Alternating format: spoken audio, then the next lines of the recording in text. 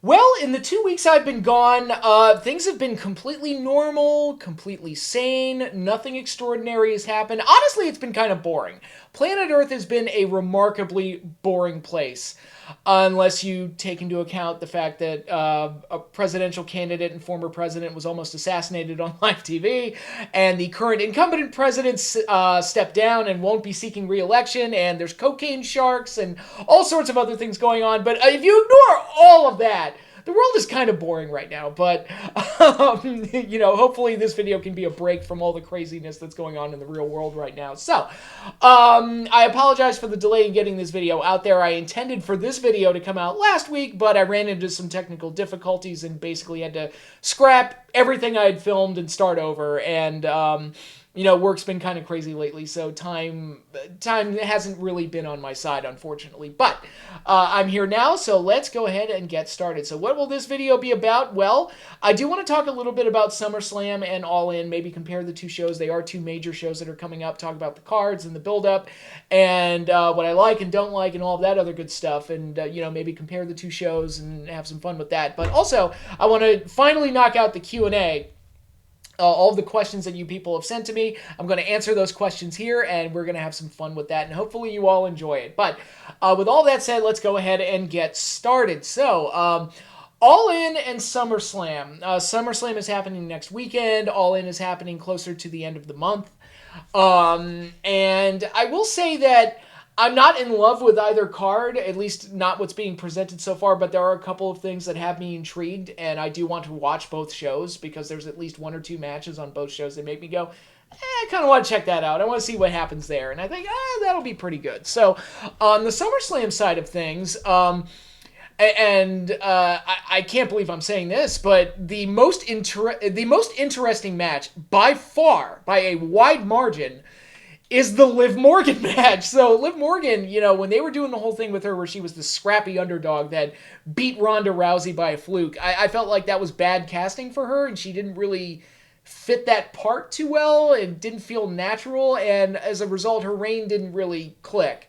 Now, it's like Raw is Liv Morgan right now. She's like kind of the driving force of all the creative for that show with this whole storyline she's got going on right now with Rhea and her trying to steal Dominic away from her, and what that's going to mean for their big title match coming up at SummerSlam. That is by far the most interesting match on the show from a build-up and storyline perspective. I want to see what happens in that match. Is Dom going to turn on Rhea? Is Jey Uso going to get involved?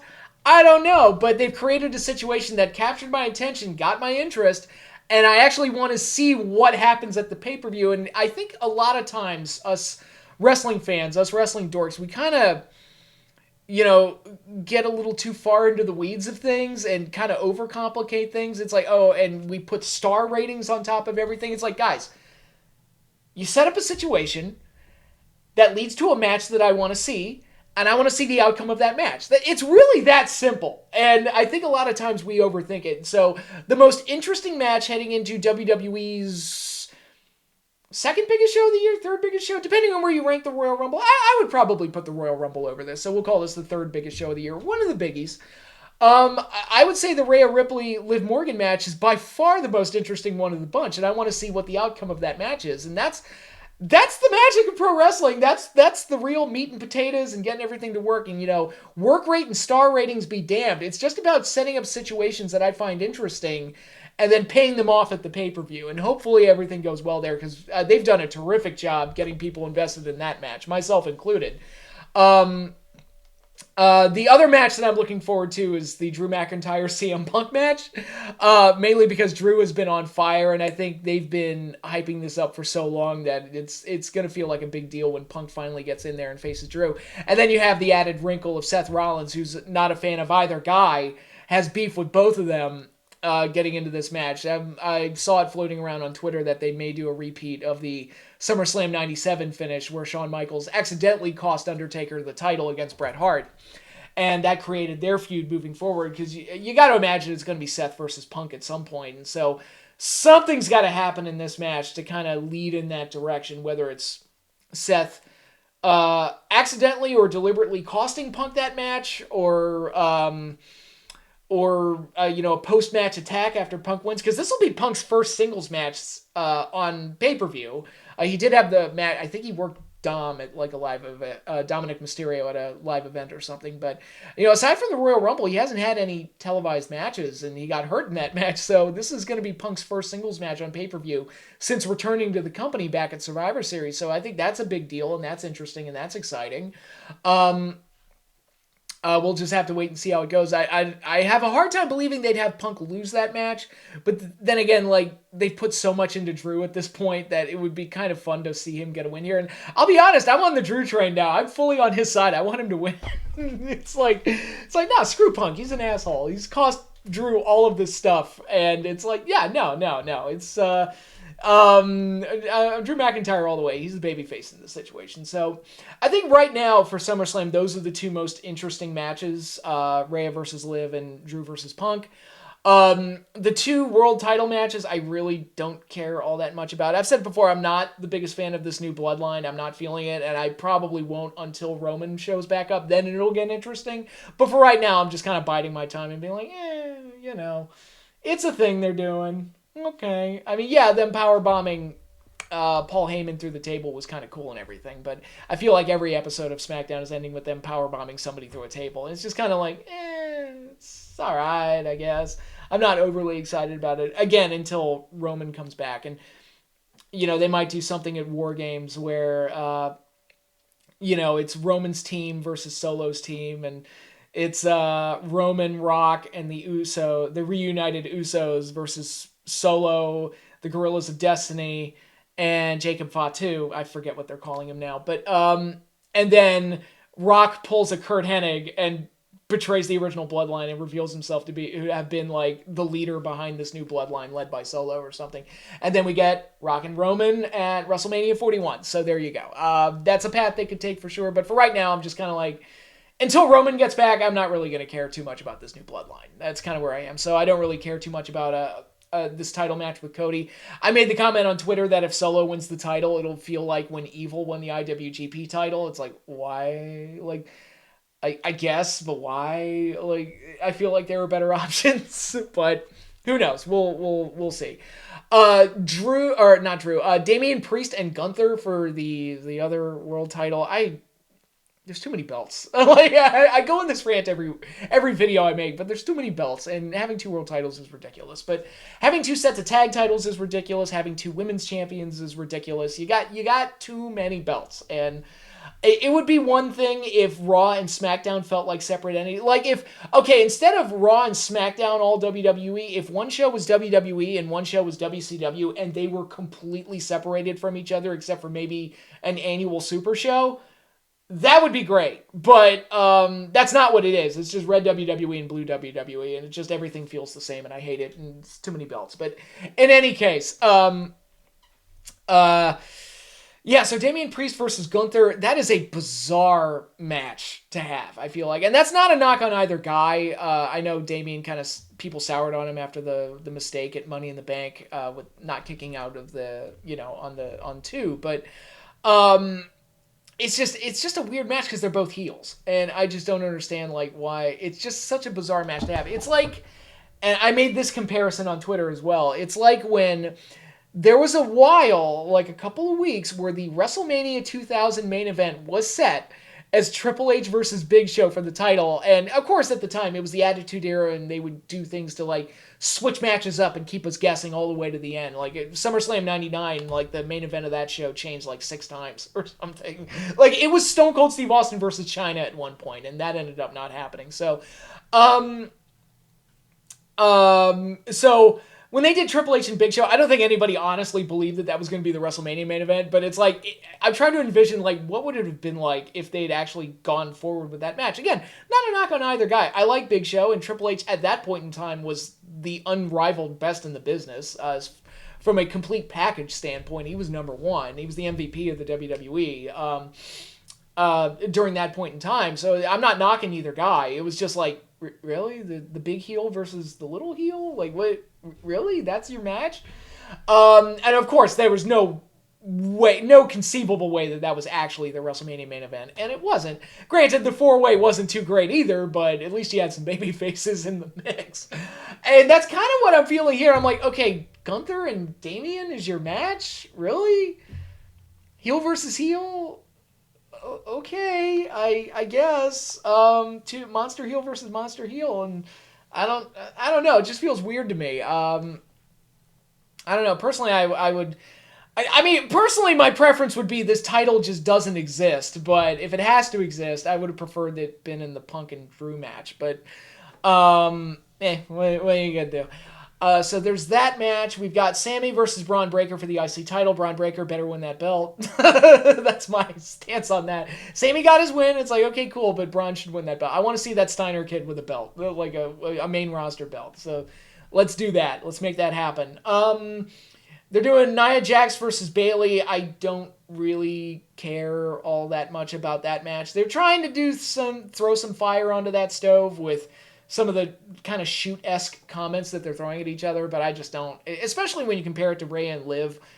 And this is, again, I keep going back to it, too many belts. When you have two versions of each title, like WWE currently has, it's just going to create situations where I view one title as like the real one and the other one is the pretend one. Like, okay, Cody's belt is the real world title. The other one is just it was just the consolation prize because nobody could beat Roman. And now that Roman's been beat, it's even more pointless. The real tag champions are the Raw tag champions because Miz and R-Truth won them at WrestleMania and the Judgment Day fight for them. So, as far as I'm concerned, those are the real tag titles. And the SmackDown ones, again, no knock on DIY or anything. It's just like, whatever, who cares? And with the women's titles, it's like the one that Rhea Ripley held is the real women's title to me. That's the one because she was the dominant force champion. And the SmackDown one just kind of feels like, they have it because they need to have it on the blue brand too because everybody needs the same belts. And I'm like, why can't we just have all the champions? Like, again, too many belts. Why can't we just have all the champions appear on both shows? Have separate rosters, but the champions appear on both shows.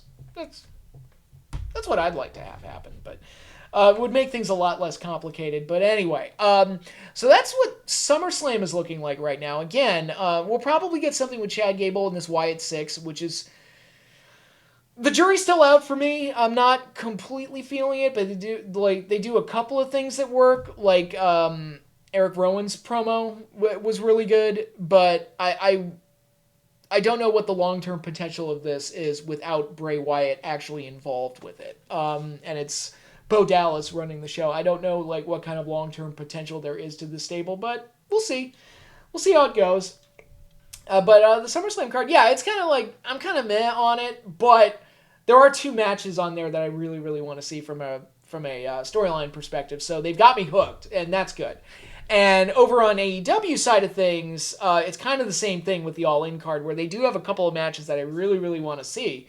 And they've done a pretty good job setting up, and I want to see what the payoffs to those matches are. Some matches don't really work, but the ones that do are enough to make me kind of want to see it, especially in the Wembley Stadium setting. It's going to feel bigger, and it's going to feel like a bigger deal for that event. Now, I will say that AEW's show has been better. Better, not fantastic, but better than it was a couple of months ago, where it just felt like random nonsense and long matches the entire show.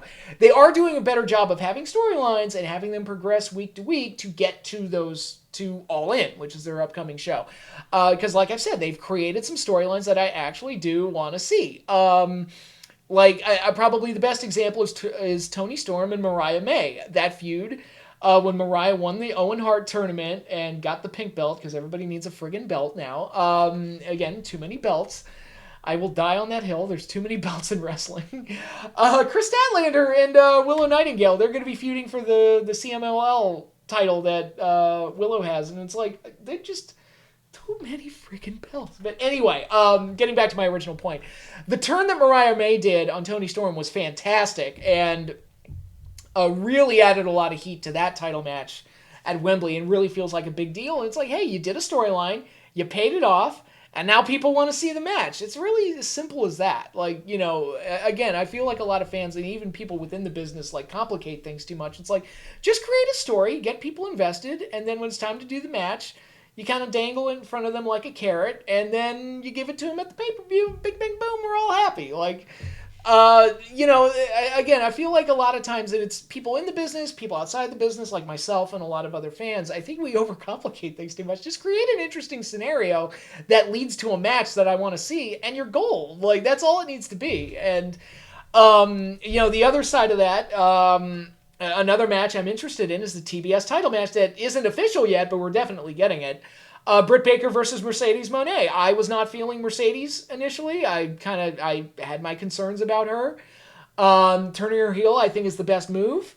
And you bring Britt Baker back, which her return was great, and she looks to be in great shape too. The match she had with Shida, it was her first match back in almost a year, and she looked mostly pretty good. I would say better than she did before she left, when her body was breaking down on her and it was starting to show. She looked a lot better this time around than she did before she left. And I think the promo she cut when she came back was like emotional and got a lot of people on her side. And now we've got these dueling chants, DMD and CEO. We have a heel, we have a face. The heel is trying to stay away from the face, and Britt is, back and feels fresh after being gone for so long. Guess what? I want to see that match. Excuse me. I want to see that match at Wembley Stadium. I want to see that match at All In. It's one of the selling points for the show. And I'm like, see, there you go. There you go. It's all you got to do, and it's good. I don't really care about the main event all that much. I would have preferred doing Swerve versus Hangman because there's a history there, and Hangman is, a heel, and I think Swerve desperately needs a strong rival that he has like a beef with, and there's friction there. I think that's what Swerve really needs. Doing yet another babyface I Respect You match right after he just had one with Ospreay, I think is a bad move. I think it's like, look, and again, it's one of those things. Bell to bell, I'm sure they'll do fine. I'm sure they'll make an exciting match, bell to bell. But the situation that's been set up is not exciting and not interesting. It's like, really? That's your main event? And compare that to last year with the Adam Cole and MJF stuff that they did, which was a face versus face match, but there was a storyline with them being partners and becoming friends legitimately that was built into it, and that was more interesting because you didn't know, like, who's going to turn on the other. And it had that level of drama going for it. This has nothing.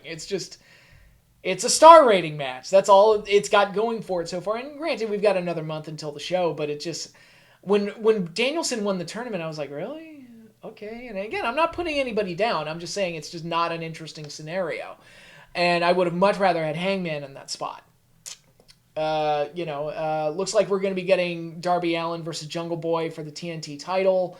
They will most assuredly try to murder each other because it seems like they just keep doing crazier and crazier stuff in their matches. So I'm sure they're going to do something insane in that one. Can't say I care all that much, but whatever. I'm sure it'll be fine. MJF versus Will Ospreay for the now rechristened AEW American title could be a really good match. They're going to have a hard time topping that 1 hour classic they had on Dynamite last week, but we'll see. There is an excitement. It's like, okay, we had this great match. Now we're going to do it again in a stadium. And it's like, okay, that's kind of exciting. I personally would have preferred it if they kind of held off on doing the match up until All In. That would have been my pick. And we see MJF versus Will Ospreay for the first time. Normally, when I see something like that happen, it probably means that MJF's going to drop the belt to Will Ospreay in Wembley. That's probably where they're going to go with this. And they wanted MJF to get that win first.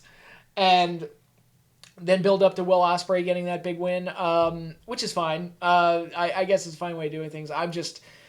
My preference is usually it's like just kind of save it. Save it for a little bit longer and do it on the big show. And do it on the biggest setting where the most fans are going to be willing to pay to see it. Because I think there's a certain level of like, I already saw it, and it's hard to get that same level of excitement again. But not impossible, but it's hard to. But I do want to see that match. I am interested in it. As far as what the rest of the card's going to look like, probably going to get the Bucks versus either the Acclaimed or FTR. I'm not sure which. I'm not sure. They've got a lot more time to set up their card. They're a month away. SummerSlam is next week, and that's pretty much finalized, I feel like, at this point. But we'll see how it all goes. I think both shows are kind of lacking as far as feeling like full, complete cards that I want to go out of my way to see. But they do have a couple of things that I really want to see. The women are killing it. I mean, if you think about it, like, you got Rhea and Liv on the other show on SummerSlam, and that's the match I'm most interested in seeing. And on All In, you've got two women's matches, two title matches, where I'm like, again, too many belts. I'm against having too many belts. And Brett versus Monet does not need a belt, because I feel like you've got enough there with Britt making a return and everything. But with all of that said, they have created two women's matches that I absolutely do want to see, and that's a feather in AEW's cap. And like I said, the shows have been better. Not fantastic, but better. They seem, and when I say the shows have been fantastic, I mean have been better. I mean Dynamite specifically. Rampage still feels pointless most of the time, and Collision always feels lacking whenever I do watch it. But Dynamite, which is their flagship, their main show, has been better. And hopefully they can continue that momentum and put on bigger and better shows. But we shall see. So we'll see how all those pay-per-views go. But with all of that said, let's hop into the Q&A. Okay, I have all of your questions pulled up right in front of me. Let's go ahead and get started. All right, from CW Spari, dial F for film, longtime viewer of the channel. Thank you again for submitting your questions. First question, who are your most valuable player and least valuable player picks for WrestleManias 37, 38, 39, and 40?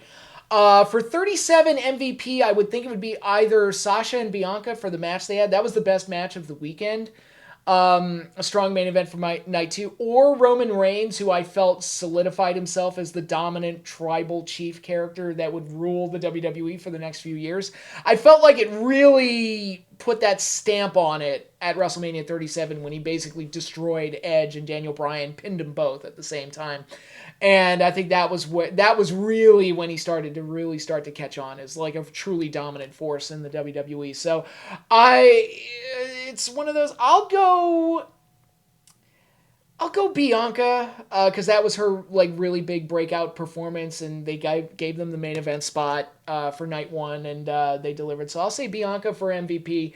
Least valuable player, I'm gonna give it to The Fiend, who was basically all but destroyed after that horrific match with Randy Orton. terrible match and of course he lost, and it was like, well, The Fiend's dead. That was pretty much it. The Fiend had already been damaged up to that point when you look at the Hell in a Cell match with Rollins and the match with Goldberg. No, actually the match with Goldberg I think was after this, wasn't it? No, the match with Goldberg was before this. So yeah, no. So you look at that match, and then you see this one, and it was like, okay, 3 strikes, you're out. The Fiend is dead. You took one of the hottest characters in wrestling, and you just flippin' killed it. Thank you for that. So, a runner-up for the least valuable player, I'm going to give to Apollo Crews because they put him in that ridiculous Nigerian drum fight, whatever the hell that is. And it was just like, okay, they don't know what to do with this guy, do they? A great athlete, good luck. They have no idea how to use him. So Apollo Crews just looked like he was out in an island all by himself at that point. WrestleMania 38, I'm going to give MVP to Stone Cold Steve Austin, with runner-ups for Cody Rhodes, who made his grand return to the WWE at WrestleMania 38, and Kevin Owens, who was the heel in the situation with Steve Austin. But it was Stone Cold Steve Austin's big return, his first match in 19 years, and it touched all of the right nostalgic feels. It hit it out of the park in that regard, and it was great to have Austin back. And least valuable player, I'm going to give it to either Vince McMahon for that horrible performance and the worst stunner of all time, the whole match with Pat McAfee, which was terrible, or the New Day, who felt like they were just swept under the rug. They were supposed to have their match on night 1. It got pushed to night 2, and then it had a video package that I think was longer than the match itself. So it just felt like the New Day was being swept under the rug. And again, it was like, New Day is one of your top attractions, and Big E had just gotten hurt at that point. You don't have anything better for them than that? I don't know. So, least valuable player, I'll probably go Vince with the New Day as a runner-up. 39 MVP, I've got it down. It's either the people in the tag match, which would be the Usos or Sami Zayn and Kevin Owens, Or the IC title match participants, which were Sheamus, Gunther, and Drew McIntyre. These were the two best matches of that weekend. Both of them fantastic. Loved them both. You got to see the end of the Usos' legendarily long tag team title reign. And you got to see Gunther, Sheamus, and Drew McIntyre just beat the holy crap out of each other in a stiff fest. So that was fun to watch. So MVP out of those, I'd probably go Sami Zayn and Kevin Owens, because that was the feel-good moment of the entire weekend when they won the titles. Least valuable player, I'm going to give it to either Shane McMahon, who hurt himself, came back. It's like, oh, Shane is back. And then he hurt himself like immediately. I'm like, oh no, that's bad. Or The Miz, who got humiliated on both nights in completely stupid, unfunny, terrible matches. That made no sense. It's like, man, he deserves a Hall of Fame spot for what he's willing to put himself through, because this was horrible. And it's like, he's just like, yeah, let me go out there and just make a fool out of myself. Here we go. And then WrestleMania 40, MVP is Cody Rhodes. By default, it was his big crowning night. And, 10 was for Bret Hart, and 20 was for that guy that we're not supposed to remember, and 30 was for Daniel Bryan, and 4 was for Randy Savage, and 12 was for Shawn Michaels, 14 was for Stone Cold Steve Austin. It was his crowning night, it was his big night in the sun, and it delivered one of the most satisfying payoffs in WWE history. So Cody gets the MVP spot, with runner-ups for, obviously, Roman Reigns for helping to make that happen, The Rock for helping to make that happen as well. Least valuable player, I'm going to think outside the box a little bit. I'm going to give it to Vince McMahon, who, this was the first WrestleMania where it felt like none of Vince's influence was involved in creating or structuring the show at all whatsoever. We got to see a WrestleMania without Vince McMahon, and it turned out pretty well. So it's like, there you go. So, least valuable player goes to Vince. All right, your next question. What are some of your favorite wrestling promos? They can be legitimately great promos, or so bad they're amazing, genuinely terrible, whatever you want to tackle. Okay, some of my favorite promos of all time. Raven's one of my favorite talkers of all time. Jake Roberts is one of my favorite talkers of all time. You look at Raven's work in ECW, specifically the feuds with Tommy Dreamer and Sandman, are outstanding. Some of the best promos you'll ever hear. He had a couple of really good ones in TNA as well. Jake Roberts... when you want to see Jake at his best on the stick, watch WrestleMania 6, 7, and 8. He cut promos on all 3 of those shows, and all of them are great. Especially, you look at WrestleMania 6, and, DiBiase's going to be wallowing the muck of avarice. And 7, he talked about the blind leading the blind. And at 8, he talked about The Undertaker and... DDTing Paul Bearer and all that other stuff. If you've ever heard me use the line "short ride, bad landing," which I think I've used a lot on this channel, I got it from Jake, because he used that line in that promo at WrestleMania 8. I also remember him doing one that I, for the life of me, have been unable to find footage of, where he moved his mouth but no sound was coming out, and then he whispered something. It's like, I got you all to pay attention to me just by moving my mouth. And that was really creepy and awesome, and really showed just what a master Jake could be. When he was sober, man, Jake was about as good as it gets on the stick. Some other ones. I love the Steiner Math promo. I'm glad that it has reached legendary status, because I remember watching that the night it aired, and I was on the floor laughing. I mean, I was just in stitches for the next half an hour, because it was just the greatest. I started texting people. It's like, dude, I just saw the greatest promo of all friggin' time from Scott Steiner. It was amazing. And Steiner's had a lot like that, but that was his magnum opus. It just perfectly... I think it was a great promo, because it was perfectly on brand for him as a personality and a character. It was outstanding. I loved it. Still one of the funniest things I've ever heard in my life. Stone Cold Steve Austin on the beer truck, I think, is one of Austin's best promos. I know everybody remembers the Austin 316 promo, but for me, when I think of Austin at his best, I think of the beer truck promo right before WrestleMania 15, where he talked about rolling into the SmackDown hotel, checking into room 316, and burn that son of a bitch to the ground. That was Austin at his absolute best. I love that one. Randy Savage is another one of my favorite promos. I think to WrestleMania 8, when him and... people say that Savage and Flair should have closed that show, and I tend to agree, but the two things against that point: one, Warrior's return was legitimately shocking and awesome, and a great high to end the show on, and two, that we wouldn't have gotten the post-match promos on WrestleMania 8 from Savage and Flair, which are both amazing. Go check those out. It's like peak Flair and peak Savage, at least on the stick. Awesome, awesome, awesome. Um, some really bad ones that I think are funny, like Curtis Axel and Michael McGillicuddy's botched promo when he got eliminated from NXT is one of the saddest. I felt like I went through the 5 stages of grief while watching that promo because I felt so bad for him. I'm like, oh no, he's bombing. He's bombing so bad. The Jumping Jeff Farmer promo, which has taken on a life of its own, is a pretty funny one, I think. And then there are other ones that are just bad, like a lot of Cena's. Like when he was like peak Cena, like the Sunday promo, I'll never forget that. I was like, that was one of the worst promos I've ever heard in my entire life. And it came from a guy who's like the top guy. And it's not his fault. It was just him reciting shitty material. But Roman Suffering Succotash one was also really bad. So those are some of my least favorite ones. But I think I've given you enough examples of my favorite ones. So let's move on. If you could take 2 random movie slash TV characters and turn them into an oddball wrestling tag team, who would you pick? Walter White and Tony Soprano, the 2 bad boys of television. I think that would be a great one. The what would they be called? Like the Death Dealers. I think it'd be a pretty cool name for them. So yeah, Tony Soprano and Walter White. That would be a good tag team. I also was thinking about going into the realm of comic books. Snake Eyes from G.I. Joe and Deadpool, the merc with the mouth. And I was thinking about putting them together because they are so similar aesthetically. They're masked from head to toe. They have swords for weapons.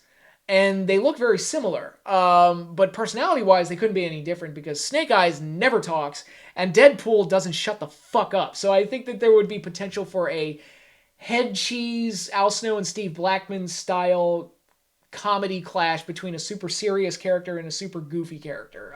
That would be kind of fun. So those are my 2 ideas. What do you think of movie critics slash reviewers?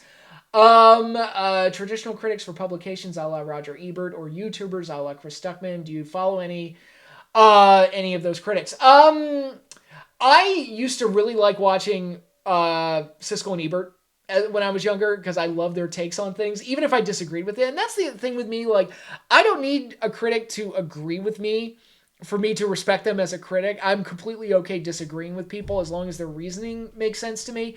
And sometimes they could give a bad review to something that I like, and it makes me it makes me glad that I checked out the thing, or it makes me like the thing even more. Like, I think back to Siskel and Ebert's review of Predator. I think it was Siskel who said, it's like, oh, you see Arnold, and he's shirtless in the jungle, and the Predator takes the mask off, and it's just Alien. So really this movie is just Rambo versus Alien, not original at all. And I'm like, shut up and take my money? Like, Rambo versus Alien? I'll watch that. Like, what's wrong with that? Like, I don't. But I can understand what Siskel was saying, but the way he explained it just made me want to watch the movie even more. As far as online reviewers go, I used to follow the Nostalgia Critic. I haven't watched him in years. AVGN, who wrote one of the forwards to my book, and I've been watching. He was the first video I watched on YouTube. Was his review of the Karate Kid NES game. That was the first video I watched on YouTube. Red Letter Media I adore because they're a bunch of miserable fucks and they're super super funny and sarcastic. Critical Drinker I respect a lot. Again, don't always agree with him, but I respect him, and I typically watch his videos. I've never liked Jeremy Johns because his energy is just a little off-putting to me, where everything he says is like this and that and oh my god, and some people like that, and I'm like, no, just tone it down, dude. And Chris Stuckman, he's like the opposite end of that, where he's just so boring. I don't like see the appeal in him. I got nothing personal. I don't like want to put him down too much or anything. For me personally, I just don't find his insights that exciting or interesting, and I don't get it. But hey, I'm not going to begrudge somebody becoming famous. And personally, I don't think I'm the most exciting person either. So whatever, you do you. But yeah, there's a place for good critics. I'm not a fan of Rotten Tomatoes and the whole concept of Rotten Tomatoes, like the score. Because it boils everything down to me like an oversimplified scoring, where it's just like, okay, so all of these critics said this, either good or bad, and the score only tallies up how many critics said it was good. And it kind of loses the plot, I feel, of like, and doesn't really give me a strong indicator of what the movie's really like, unless you actually read the reviews or watch the video reviews or things like that. And so I've never been a big fan of the Rotten Tomato score because I think it oversimplifies things. And personally, I put more stock into the audience score than the critics score, because the audience score, it's thousands of people giving their opinion, and that's a much better sample size and a better indicator of what you're in for. But be that as it may. So that's my stance on movie critics. All right, next question's from Asia Extreme Infinity. Have you heard some ridiculous reports that Vince McMahon wants to start another wrestling company? I've heard that rumor. If he does, I'm going to check it out day one purely out of morbid curiosity. But I have my doubts. I don't see that happening personally. He's got bigger concerns on his plate right now. Who do you think most wrestling fans are more sympathetic to, Tony Khan or Scott D'Amore? Well, it feels like Scott D'Amore, although it feels like the whole him getting ousted from TNA, a company that he kind of rejuvenated and got some interest back in that product, and then he got kicked out of the show that he basically saved, and it's like, oh, okay. So I kind of feel more sorry for Scott, whereas Tony just kind of goes off the rails and does whatever he wants and doesn't always listen to valid criticism, unfortunately. Yeah, I mean, TNA, some people are interested in TNA again because of this whole NXT working relationship they got going. I feel like that's going to end up with anybody that has any value in TNA getting poached by WWE. That's what I think is ultimately going to happen, but who knows? We'll see. Would you say most wrestling fans have a sympathetic and semi-positive indifference towards TNA? Semi-positive indifference is probably the best way to describe TNA, because nobody actively hates it, but not a lot of people praise it or talk about it or get excited about it either. It's just another wrestling show that's out there, and they're like, oh, it's okay, watch it once every 2 months. I tried to watch it every week, and I got out of the habit because life just got too hectic, and there's wrestling on almost every night of the week now, and TNA was an easy one to drop, but it is what it is. But yeah, I want to make sure I read this right. Semi-positive indifference is probably the best way to describe the general consensus of TNA. All right, from your own observations, why do you think diehard AEW fans can't take and handle constructive and legitimate criticisms of AEW? I think a lot of it is because a lot of them are in love with the idea of what they want AEW to be, which is a product that is on par or bigger than WWE. And I understand that because I lived in the world that had WWE and WCW, and it was a very exciting time. And to have something like that again would be great, but AEW has not lived up to that and has actually only gone down in quality and every conceivable metric in the last couple of years. But I think some people, they just get tribalistic and they just put their flag in that AEW camp, and they're going to ride or die for as long as it takes. Now, granted, I don't think AEW was the worst thing ever made. Like I said, their dynamites have been getting better lately, but I don't. I mean, they could be better. They're not. They've never been perfect, quite honestly. Even when there was that honeymoon period, it's like, yeah, they could do this better and do this better, and whatever. They've never been perfect, and honestly, no wrestling show's been perfect. But there are legitimate criticisms that have been around for AEW for a while that they just kind of put their fingers in there and go, not interesting, or not listening. Would you consider Bret Hart and Shawn Michaels jump-starting the Attitude Era more so than Austin and McMahon? I mean, Bret and Shawn kind of carried the load during the down years, along with Undertaker and Razor and well, I guess Nash. He was kind of the crap champion when they were really at their lowest point. But they picked up Foley and Goldust. And I feel like Goldust was kind of the first indicator of moving towards that Attitude Era style direction. And then Bret and Shawn's heel turns in 97 kind of worked in concert with the changing times of the Attitude Era. That was really spearheaded by, again, characters like Goldust, the Austin 316 promo. So yeah, Bret and Shawn were a part of it. I wouldn't say they jump-started it necessarily. I think they changed with the times and helped to facilitate some of those changes. But really, when I think of jump-starting the Attitude Era, to me it was Gold Dust, Austin 316, things like that, that really started to identify where the WWE needed to go at that point in time. And Austin McMahon, they took it to the next level. That was where the Attitude Era became like the biggest and best thing in the world. So if you want to look at it that way, then yeah, Austin McMahon for sure. All right. Do you think the reason why most championship titles don't feel as special anymore is because most wrestlers treat them as props and secondary and they don't have a symbiotic relationship with the titles like wrestlers from the past? Kind of like D'Lo Brown in the Euro title or Kurt Hennig in the IC title. You thought of that as their belt. Hogan with the Winged Eagle belt. I mean, there might be some of that, but really, I think the major problem is that there's just too many belts and it doesn't mean as much to have a belt when every other person on the roster has a belt. I think it's that whole syndrome line of once everybody's super, no one will be. Well, once everybody's a champion, no one's a champion because nobody stands out and nobody's special. And, that's a problem in AEW. It's a problem in WWE. It's a problem in New Japan. Too many friggin' belts.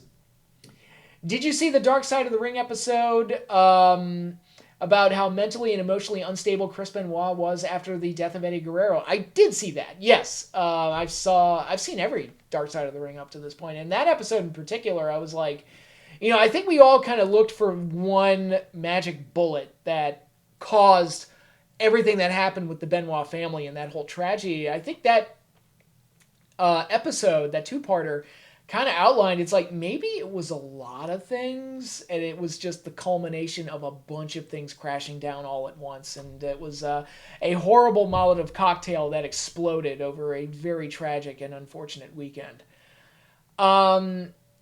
If Benoit had to go out that way, what if he had just committed suicide and never killed his family? If he had just killed himself, his legacy would have remained intact because it would have been seen as more of a tragedy for him that he killed himself for whatever reason, but I think the reason he killed himself is because he killed his family. So, I was like, well, I'm done. I want to believe that he snapped, did what he did, and then went, oh my God, what in the world did I do? That's what I hope happened. But who knows? We'll never know the full story about what happened there. But if he had only killed himself, his legacy would have remained intact, and some of the major changes in WWE might not have happened. So who knows? Or maybe it would have happened anyway because he committed suicide, and the autopsy would have come out and shown a bunch of the things about head trauma and all that other stuff. So who knows? Have you ever heard theories as to why WWE went PG in the first place? It was a few reasons. Yeah, it was, you mentioned here the Benoit tragedy. Yeah, absolutely. Stone Cold domestic violence controversy. That was 6 years before they went PG. I don't know how much impact. That was probably a brick in the wall, but it wasn't one of the big ones. And I think part of it was also Lyndon McMahon's Senate campaigns and cleaning up their act, so they had more of a squeaky clean product heading into her becoming a political figure that was failed. But in any case, next question. Apart from Hogan and Bischoff, who would you say was more responsible for the decline of TNA's reputation and credibility over the years? Jeff Jarrett, Vince Russo, or Dixie Carter? I mean, there's a lot of blame to go around. I mean, we can blame Russo for the stuff that he wrote. We can blame Carter and Jarrett for letting him run rampant to do whatever he wanted. Again, there's a lot of blame to go around. I guess, because I don't have any ill will towards Dixie Carter at all, but I mean, she's the one that ultimately approved a lot of these decisions. So it's, the buck has to stop up top, right? So you would think it would have to fall on her, and she put her faith in the Hogans and the Russos and that type of stuff, and things turned out the way they did. But like I said, there's plenty of blame to go around. All right.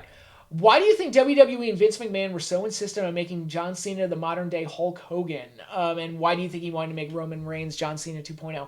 I think Vince is just in love with that format of having a number one guy, whether it's a Hogan, a Warrior, a Stone Cold Steve Austin. He's in love with the idea of having that number one guy who's the supremo guy that runs the entire show.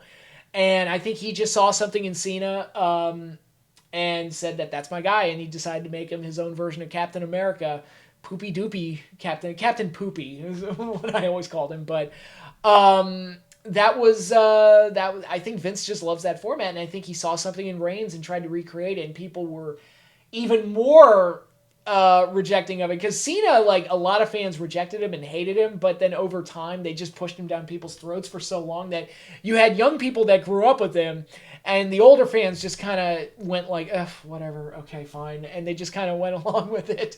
But once they tried to do it with Reigns, people were like, okay, dude, what, we just lived through this nonsense with Cena, stop it. And yeah, I think that's just Vince, that's what he likes, and yeah, I think that's what it was.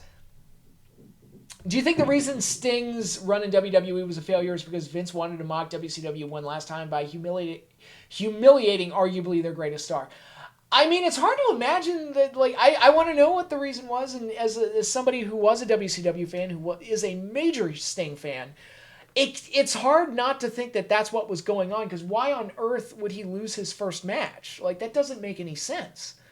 Like, why would that even be allowed? Why would that even be on the table? Like, I would, if I'm involved in creative and we're going over WrestleMania 31 and somebody pitches to me, oh, by the way, Sting is losing to Triple H, the first words out of my mouth are you out of your goddamn mind? Because we can't have Sting lose. Because I'm thinking, like, okay, we've got to do a match with Undertaker. At some point, we got to get to that match. And we can't get to that match if Sting loses to Triple H first. And it's like, no, Triple H is going to win this match. And then I'd be like, okay, new idea. Let's just do Undertaker versus Sting first and have Undertaker beat him, because there's no reason to build to it if you're just going to have Sting lose his first match. Or okay, who will you let Sting lose to, or who will you let Sting beat in his first match? Who's the guy that you will allow, Sting to go over in his first match? Because that's the guy you should be working with at WrestleMania in his first match. So, it's hard to imagine that wasn't part of the motivation, was they just wanted to stick it to WCW one more time. And next up, we have questions from Multimedia Assassin. Did you ever think you would still be making YouTube videos from where you started years ago? Absolutely not. I've tried to quit a couple of times, but I keep coming back. I don't know why. I guess I enjoy it, but no, I never envisioned I'd be doing it for a decade or however, God, even longer than that. I've been doing it we're getting close to a decade and a half at this point, but no, I never envisioned I'd be doing it this long. Whose movies do you like more, Arnold Schwarzenegger or Sylvester Stallone? That is a very tough call. I guess because I'm such a huge Rocky fan, I would lean on Stallone just based on that alone. But when you look at, like, the best of their filmographies, on Schwarzenegger's side, you've got Terminator, Predator, Conan, Total Recall, The Running Man, Kindergarten Cop, Twins, and True Lies. All fantastic movies. Or at the very least, highly entertaining movies. And Stallone's side of things, you've got Rocky, Rambo, Demolition Man, Tango and Cash, Cobra is great, Cliffhanger. I like Over the Top because it's, over the top. But it's, they've got a lot of entertaining movies, a lot of bad movies too. They've made their fair share of crap, but there's a lot of good stuff in there too. Again, because I'm such a Rocky fan, I'd probably lean on Stallone, but Arnold probably has more movies that I enjoy. Like, if we took Rocky out of the equation entirely, it would probably be Schwarzenegger. But both are great, obviously. I'm a huge fan of both. I forgot to mention Commando. That's another great Schwarzenegger one. And they made their crap too, like the one where Arnold got pregnant, or Stop or My Mom Will Shoot. Those were two I could live without, but yeah. Are there any celebrities you wish were still alive today? Yes, Norm Macdonald and George Carlin. Both very funny. I loved and admired their work, and the world is less funny without them in it. And good God, I would love to hear their comments on what's going on these days. If handled properly, do you see the importance of nostalgia and escapism? Like anything else, nostalgia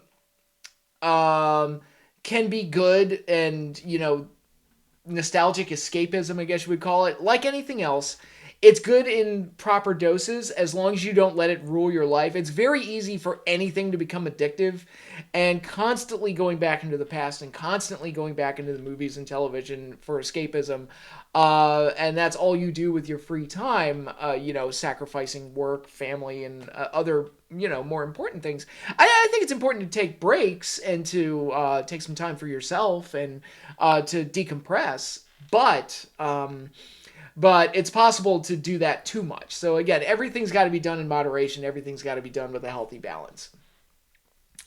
Do you think moderate fans feel left out and put out of place considering the division in fandoms and the general polarization of pop culture and entertainment nowadays? That's true of just about anything. Everything, like the extremes of both sides on just about any issue or property or anything you could possibly imagine. Like the two extremes kind of yell and bicker and dominate the discussion, whereas a lot of people, I'm more of a center type person. It can make things very annoying. Now, sometimes it's like, look, Star Wars is turned into a pile of shit. I mean, they talk about the division in the fan base. It's like, look, Disney's producing garbage. I mean, you can talk about whatever isms and ists and phobes and all this other stuff, or bring up whatever you want, but Star Wars is undeniably producing garbage now, like bland, boring garbage. And if you watch my videos at all, you know how I felt about the Netflix He-Man and how that turned out. So, those are cases where it's like, look, I try to be level-headed about a lot of things, but that was dog shit. And I feel okay calling out and calling it dog shit, but it is possible to go too far and to be too annoying with how, boisterous you are with your opinion. So, and that can be off-putting to a lot of people like myself. Do you miss old school video rental shops like Blockbuster, Hollywood Video, and others, or do you prefer streaming services like Netflix, Hulu, etc.? I very much miss the old video stores. It's like we traded, we traded the experience for convenience, and yeah, it's more convenient and time, it's better, for time management reasons to just scroll on Netflix or scroll on Hulu, and it's on your phone and it's on your TV, it's on your computer, it's everywhere. But there was something about the simple charm of going into a video store, going up and down the aisles, and picking out a movie that may or may not be good. You didn't know. You just had to take the chance on it. And more, very rarely did I rent a movie at a video store and didn't enjoy it. Even if it was completely terrible, it's like I could have fun with it. And the whole experience of going through the whole process of picking out a movie was a lot of fun because, again, there was no internet at the time. For most of my time going to video stores, the internet wasn't what it is now, for sure.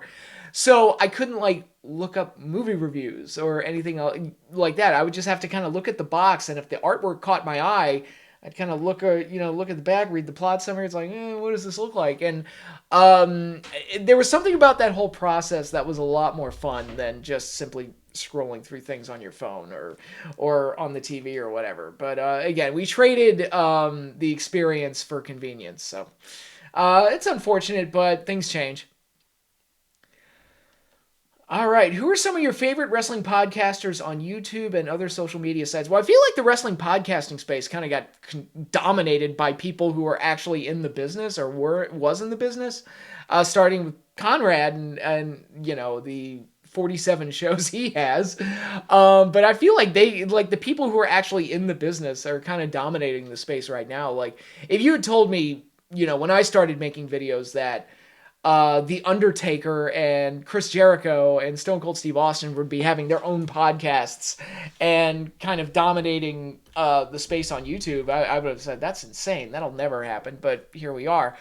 Makes me wish that Bobby Heenan and Gorilla Monsoon were still alive, because I swear to God, if they did a podcast together, I would never need another podcast. Theirs would just rule overall. It doesn't even have to be about wrestling. I could listen to those two talk about anything. But I always admired the ones that were around, that kind of inspired me to get into the game, like the Truth Slayers and the Bill and Dougs and the PS Powers and Just Alex, who started around the same time I did and helped me out early on as I started doing this.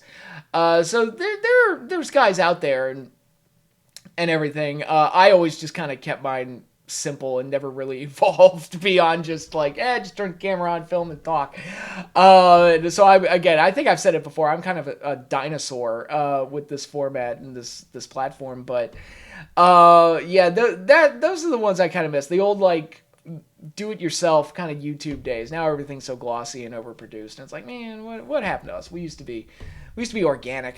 We used to be cool, and now it's like, more celebrities have YouTube channels than regular people, but at least it feels that way. That's not actually, not a true statement, but it definitely feels that way. But, do you remember WWE's atrocious ECW brand? Yes, I do. Most unfortunately, and that was.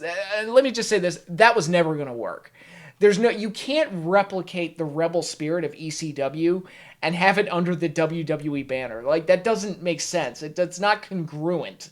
It doesn't work. ECW was the strip club of professional wrestling. It was dirty. It was raunchy. It was vile. And we had a good time while watching it. That's what it was. And you can't put the WWE coat of paint over it and kind of wear and water everything down to fit within WWE standards. It just doesn't work. And you could say, because there were people defending the show at the time, and we're saying things like, it's actually a good show because of this, this, and that. And I'm like, look, you can say whatever you want. It's not ECW. Just call it something else, which they ultimately did, because basically what that ECW brand was ultimately morphed into NXT, which was that stupid competition show they did, which then morphed into their official developmental. And that kind of became its own identity. But they should have never, if they wanted to do a third brand, they should have never used the name ECW, because that was going to raise certain expectations that could never be met. And that's ultimately what happened. So, despite the awfulness of it, is there anything from Vince Russo era of WCW that you find as a guilty pleasure? Where there was some stuff I legitimately enjoyed. His first run in '99, it seemed like they were starting to get on track and find some things to do. Like, they made Brett the champion, which was like, okay, that was kind of nice. And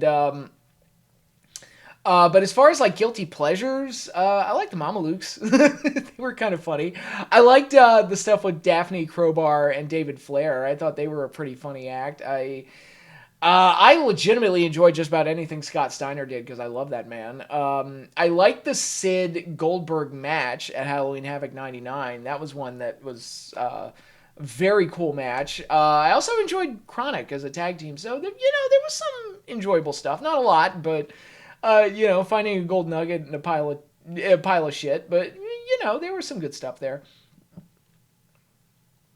Who do you like more, Mercedes Moné, aka Sasha Banks, or Bianca Belair? I probably like NXT Sasha more overall, but right now I'd probably go Bianca Belair, even though they're not really promoting her. I mean, yeah, she's a women's tag champ, but I don't know. It just kind of feels like she's, I don't want to say lost in the shuffle, but she's not as big as she was maybe a year ago or 2 years ago. And again, Mercedes, like, I keep waiting for her to have a Punk style blow up with AEW. I just don't, I don't know. Like, I keep waiting for something to go wrong there. Hopefully I'm wrong. But yeah, NXT Sasha was fantastic. Like, and that was like her at her best, and one of the best women's wrestlers of all time. And maybe since then, I don't know if injuries got in the way. I don't know if maybe her ego got in the way a little bit, but it just, she hasn't had that Sasha Banks magic for a while. Although right now, what she's doing right now with Britt Baker is actually pretty good, but we'll see what happens when Wembley rolls around. If you had to choose which company would you rather see more wrestlers go to, WWE or AEW? I have no preference. It's just I'm glad that younger wrestlers have an option, and I just encourage them to take whatever opportunity they're given, whether they go to WWE or AEW, and make the most out of it and try to make something out of themselves. So it's, you never know when somebody's going to catch on and get over somewhere else. Like, would MJF have gotten over in WWE? I don't know. Swerve was in WWE. I didn't think much of him then.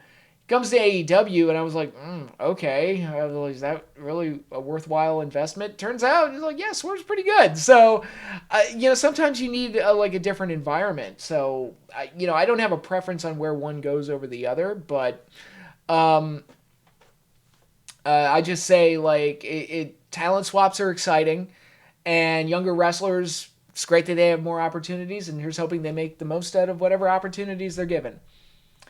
All right. In your opinion, why do you think the NWO is still popular and relevant today? Because it was flipping cool and it was a huge piece of pop culture at the peak of professional wrestling. It's so funny. A lot of things from that Monday Night Wars era of wrestling has survived decade after decade, far past any expected shelf life you would expect it to have. Like people still remember DX, people still remember The Rock and Stone Cold Steve Austin, and they still remember the NWO, and I would throw Goldberg up there as well. And there's a lot of love for it. I still hear it's one of the top selling shirts in WWE, which is crazy because the NWO hasn't been a thing in over we're getting close to 2.5 decades, and it's still like it resonated with people, and it was cool, and it was this major sign of change in professional wrestling that really caught fire and really caught on. So it's like, yeah, and I mean we can talk about other factions that have come and gone. Like some of them are really good, some of them are really bad. The Shield was a really good faction. The Wyatt family started off really good, kind of stumbled a little bit. Evolution was a very good stable. All of that stuff. But having that impact on the youth and on pop culture the way the NWO did, I've never seen another group have that same level of impact on people. And it shows the fact that it's still popular even today. And next up, we have questions from Nicholas Anderson. Who do you think needs to retire in wrestling currently? I don't know if I can think of anybody that I'm like, man, that guy needs to retire. But I'd say close to the top of my list are Chris Jericho and CM Punk.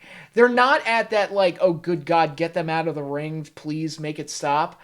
But Punk gets hurt. He's gotten hurt quite a few times since he came back to AEW, and it felt like he got hurt every other match, and then he comes back to WWE and he got hurt in his very first match back, and it's like, okay, maybe Punk should think about wrapping this up within the next couple of years or so, because his body's kind of breaking down on him. And Jericho, again, I was a big fan of Jericho's, but it feels like he's running out of steam creatively because this learning tree thing, I just don't get it. I just don't get it. And I don't know if this is a sign that maybe Jericho's finally grown out of touch, and, not everything he touches turns to gold anymore. So I don't know. Maybe they want to start thinking about doing a Jericho retirement. So, where do I see myself in 5 years? Hopefully as a manager of my own cybersecurity team, maybe an author of another book. Stay tuned. No details right now, but, here's hoping that, things come along.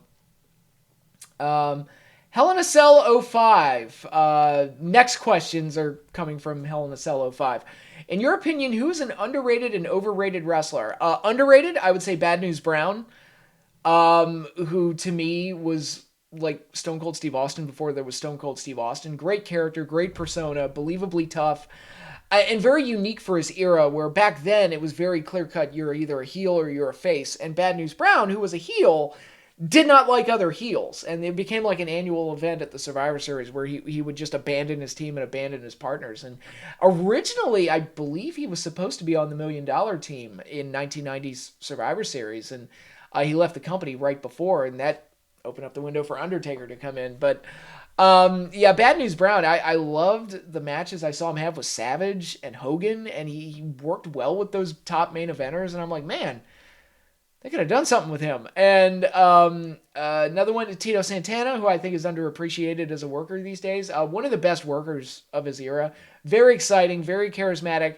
I don't think he had that main event level aura to him, but he was a very reliable, good hand. And you could put him in at Intercontinental title level, tag team title level, and he could make it work. And I would also say Dr. D. David Schultz is very underrated. Again, another one that was kind of Stone Cold Steve Austin before there was Stone Cold Steve Austin. I'm actually glad that Dark Side of the Ring did that episode about him, because we really missed out on a Hall of Fame career. You know, that whole thing with Stossel and everything kind of derailed him, unfortunately. But had that not happened, he probably would have gone on to greater like main event heights because he definitely had something, and there was a very believable redneck character that I think could have worked long term. Overrated? I mean, Ronda Rousey. She started off like doing well, and then like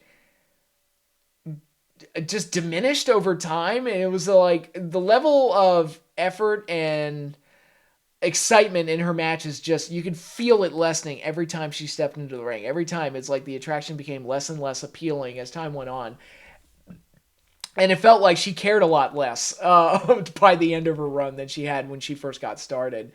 Jack Swagger's one where it's like everyone tells me how good he is and oh he's this great worker and everything, and it's I've just never seen it in him. I get that he's an athletic specimen with legitimate credentials, but to me he just looks goofy and just never clicked in any meaningful way. And he was the big surprise on the first episode of AEW Dynamite. Now it's like he's out of the company now, and it's like I forgot he was even there, to be honest. And it's like I don't tune in every week to be like, man, where's Jake Hager? What's he doing now? And so he's just not that interesting to me. Another one I want to throw out there is Charlotte Flair, who maybe, again, going back to what I said about Sasha, one time in NXT, best female wrestler out there, but I think she's been surpassed by a lot of people. And she does not work as a baby face at all. And every time they try to make her a face, I almost groan because it's like, you can't be serious. Come on. Come on. She just doesn't work as a baby face. And yeah, again, she's been surpassed by so many other talents that it's hard to consider her in the top tier. But they keep trying to push her like she's in the top tier. But, hey. Who is an underrated and overrated NFL player?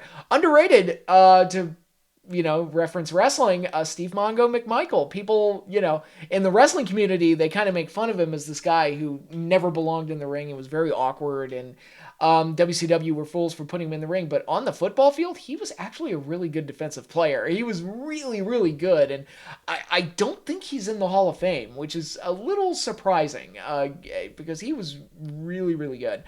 Overrated, I'm going to say Brett Favre. I grew up with this guy with everybody telling me he's one of the greatest quarterbacks of all time, and it's unquestionable, undeniable.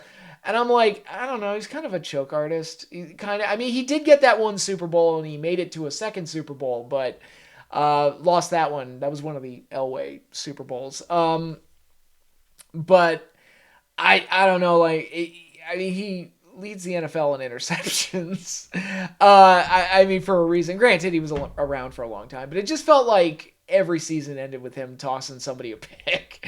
And I don't know. Everybody was in love with him. He was the gunslinger and all this other stuff. And I just was like, I was never that enamored with Brett Favre, personally.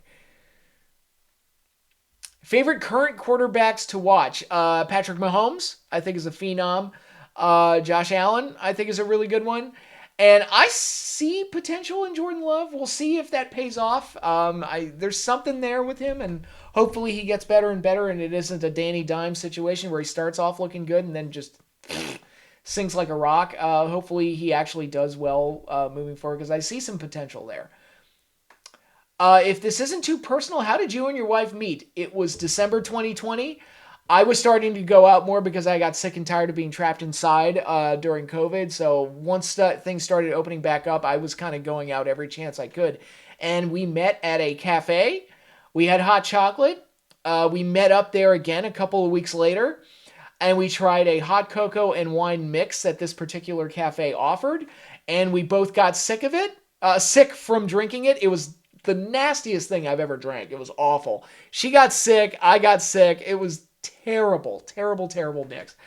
And but we thought it was kind of funny, and we just continued seeing each other, and here we are today. So yeah, that's the Cliff Notes version of how we met. And Justin Konglang with a couple of questions. What's your favorite WWE/WCW pay-per-view posters? Man, that's hard to say, because when I saw the question, I went back and I looked at a lot of the old wrestling posters over the years. And I realized, man, I don't like a lot of these. Like, a lot of wrestling posters aren't that great. And I did find a couple that, sparked some old memories. And I was like, okay, these are kind of neat.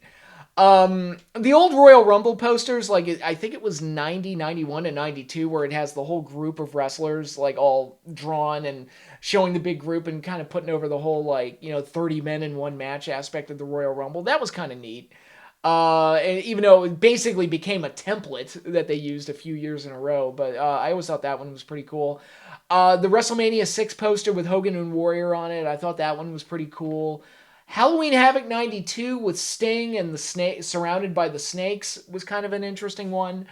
Um, so yeah, but outside of that, it's like, man, I really did not think much of many of the pay-per-view posters. Survivor Series 94 had a cool one with kind of the Western vibe and The Undertaker front and center on the poster. So that one was pretty cool. But yeah, I was shocked going back and looking at some. It's like, man, I really don't like a lot of these posters. They're kind of, it's either dull like text or it's just one of the wrestlers posing or doing something silly. And it just never, or it's like there was that period during like during the 2000s where it was like hot ladies, like Sable looks naked on the 2003 SummerSlam poster, or Tori Wilson poses in that chainmail metal outfit for the Armageddon poster. So it's like there was a lot of that going on too. But yeah, a lot of the wrestling posters I wasn't a big fan of. So I think the ones I listed are probably my favorites. But yeah. And I think the last questions are coming from one more person. Okay, High Tide C22, longtime viewer of the channel. So let's get into your questions.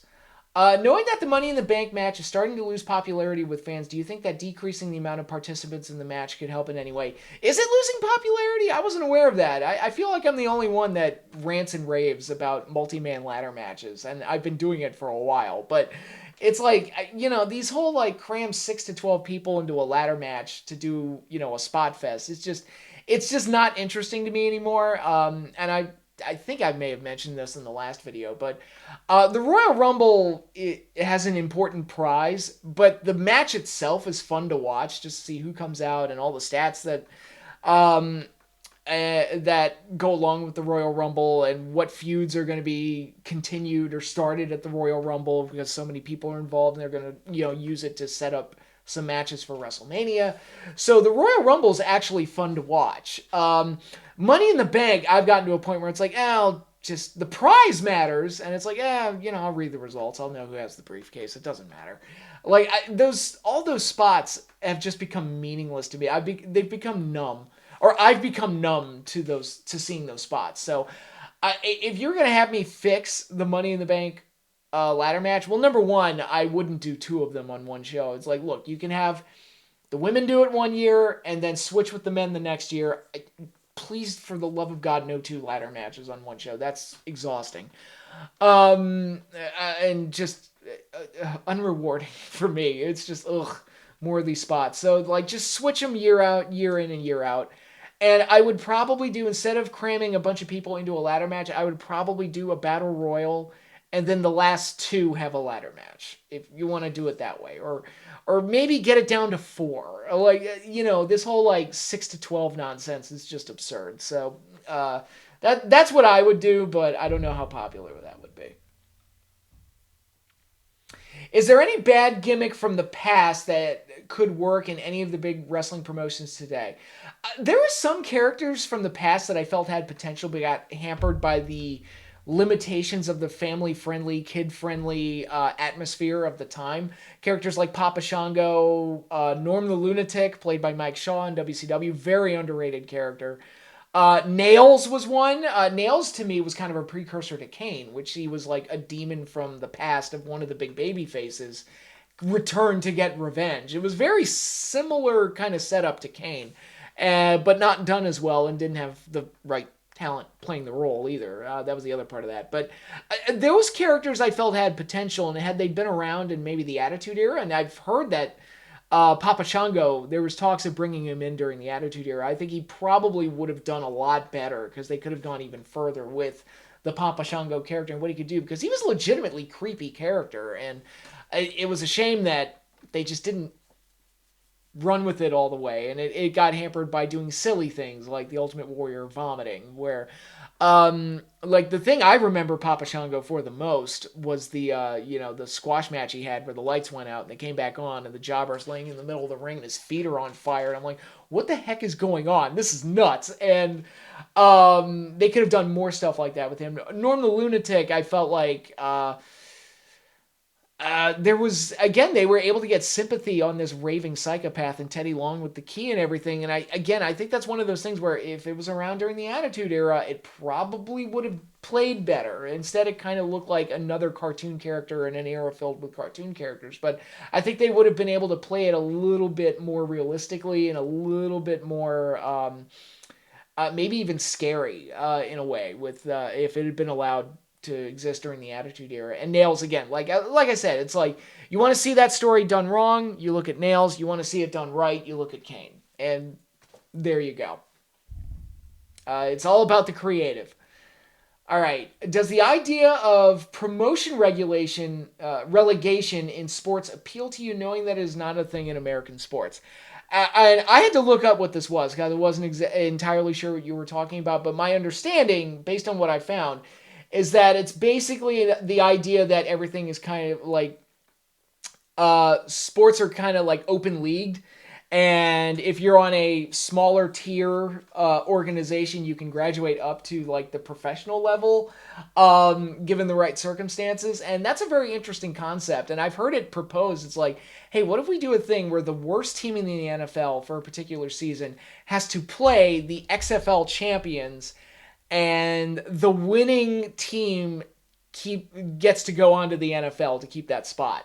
So either the NFL team keeps its spot, or the XFL champions steal a spot and graduate to the NFL. That would be insane and could lead to a lot of crazy scenarios, because you could get a situation where a team that's been in the NFL forever, like the New York Giants, who are very close to being the bottom of the league, or the Pittsburgh Steelers, or like a really like legendary team, Green Bay Packers, another one, where they're so bad that they wind up being the worst in the league, and then the XFL champions beat them. I mean, what would happen in that scenario? Like, oh my God, that would be absolutely crazy, right? And it would add some excitement to things. I could also envision it like, my troll brain operating. And it's like, throw gasoline on the fire. Do it, create drama. I think a lot of people would get really, really angry if that type of system was, put into place. But it would make for some interesting discussions, if nothing else. All right, and final question. If given the chance, which entertainment franchise like Star Wars, He-Man, Ghostbusters, etc., do you feel you could have the best chance of reviving? I don't think I'm that smart, and I shouldn't be put in charge of anything. I don't think I'm a very good writer. By the way, buy my book, Godzilla the Monster Fight Record, on Amazon, and you can see how not good of a writer I am. But I personally don't think I should be put in charge of anything, because especially if I'm a fan of it, because I would go too far and I wouldn't know how to stop myself. But if you had to put me in charge of any of them, I am unusually knowledgeable about He-Man and the Masters of the Universe. So if anybody had to take the reins and try and replicate He-Man and bring He-Man back for a modern generation, I would be, at the very least, a resource to at least guide them into the right direction, I feel like. Because not a lot of people know He-Man as well as I do. I'm kind of a dork. I'm a big He-Man dork. So if there was one that I would feel somewhat confident in being able to at least guide the ship and steer it in the right direction, He-Man would be the way to go for me. So that is the final question. Thank you again, everybody, for sending in your questions. If you want to send in questions for the next Q&A, you can send them to the email address listed in the description down below. So check that out. But I've rambled long enough. Thanks again, everybody. That is all I have for you. Hope you all have a great weekend, and I will see you all next week.